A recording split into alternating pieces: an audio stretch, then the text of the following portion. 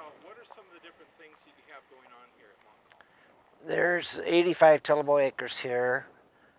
35 acres of that is research, potatoes basically, soybeans, dry beans, and corn.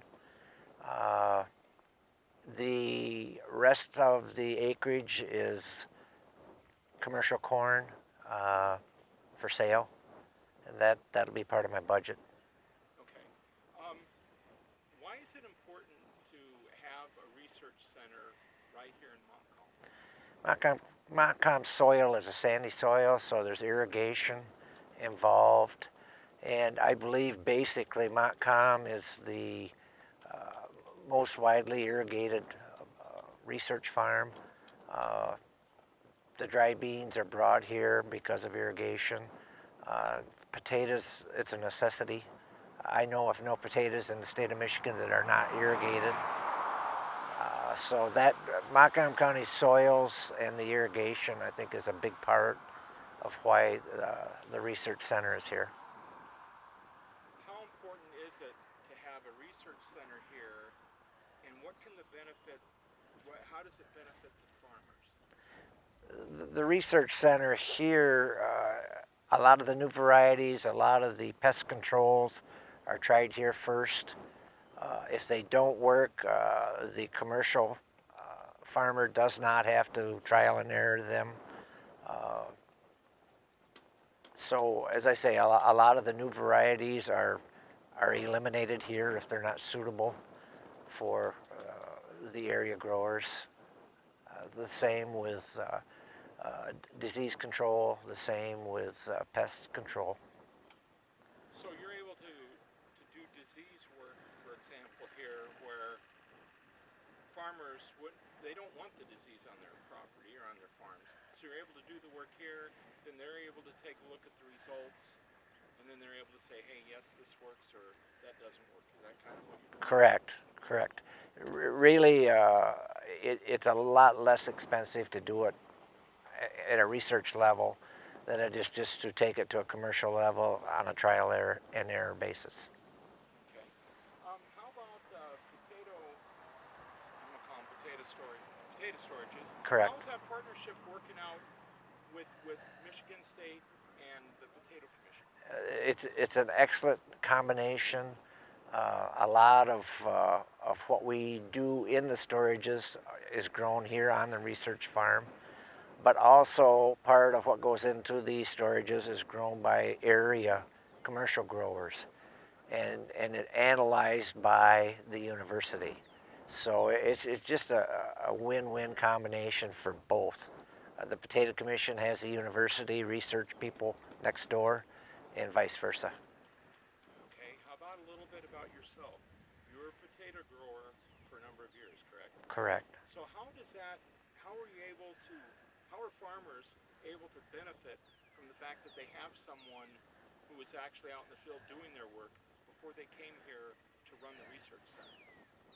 It was a little bit of an issue to start with, and I was told I had to move from the grower side of the table to the researcher side of the table.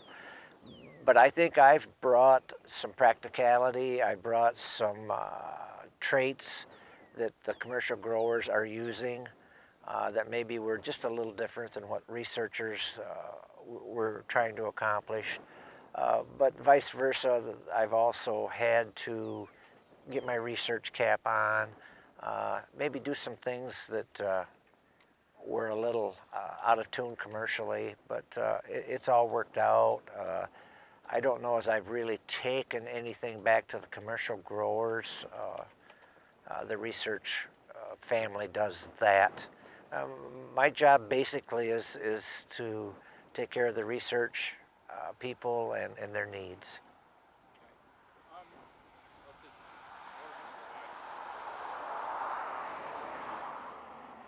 What are some of the with the interactions that you have with the growers and the producers around here? What are some of the comments that you get from them regarding the research center and the work that you're doing here? There's mixed reactions to that. There are some commercial growers that never stop. Some commercial growers that stop quite often. The, there are things that go on here, uh, varieties, different practices that I maybe am not privy to as far as exactness. Uh, but if something goes on here that a neighbor farmer sees, he's have to stop and say, you know, why this, why that. Part of the time I can tell him why. Part of the time it's because. So Anything else? What have I not asked you about as far as the research center or what you have going on? really, the only other thing I would add was it's kind of a complicated marriage between research and commercialism. It looks like to me, coming off commercial farm, that there's a lot of research that is wasted. But then when you sit back and watch and see, you know, maybe it takes 5 to 10 years to develop one new variety.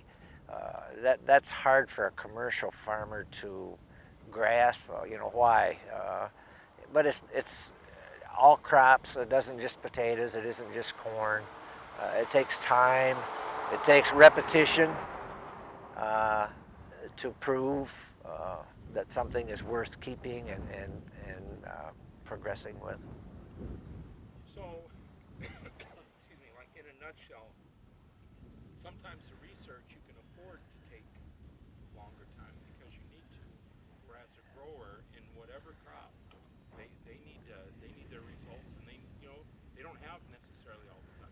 Right, and there's something that goes on here at this research facility, especially. There's a lot of waste, and the waste comes from a lot of products being used that are not labeled, that are not cleared. That bothers me. I wasn't brought up to waste what looks like to be good food, to be good product.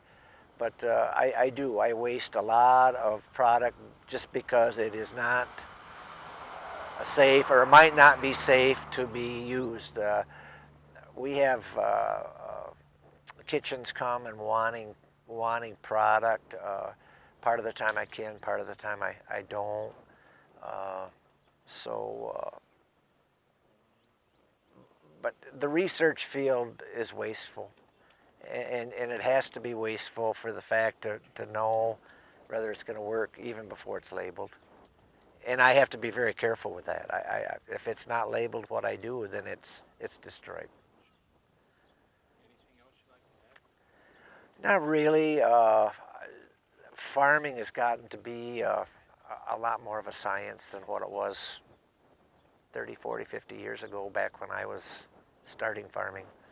Uh, I think it's hard for the average person to understand what a farmer does, what a farmer goes through. Uh, Hopefully, research makes it a little easier for them. Uh, the average farmer kind of puts his life on the line every year, and the average commercial or the average people don't understand that. They don't have that feeling. They don't have that fear. Very nice. Since I got you mic'd up, anything you'd like to sing? I do not carry a tune. I cannot whistle. I cannot sing. I have trouble enough talking.